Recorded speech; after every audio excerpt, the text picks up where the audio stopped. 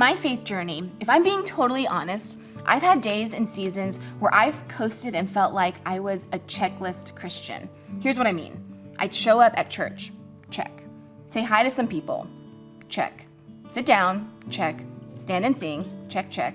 Sit, read, listen, and leave, check, check, check, and check.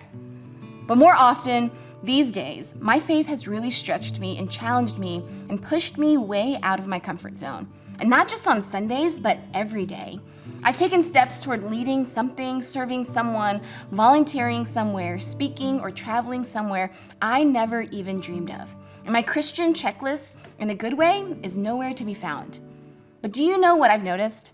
On the days or seasons when I attempt to do something that expands and grows my faith, it doesn't always happen as easily as a simple check.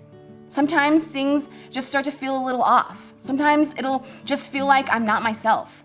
It could be that my mindset is more negative or my patience is running thin.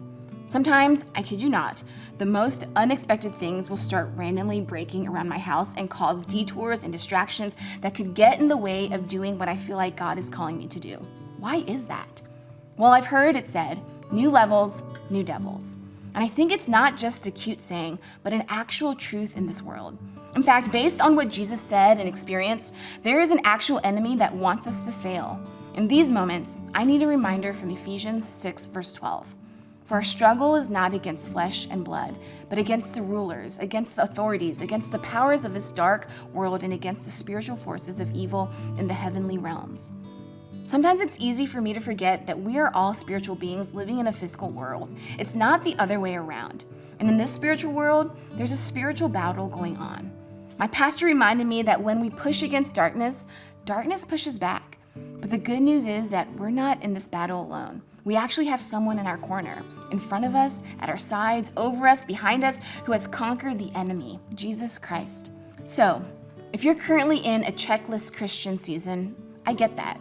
If you're in a new levels, new devil season, I get that too, and I encourage you to keep going. Let's remember that the real battle is not against flesh and blood, but against the spiritual forces of evil.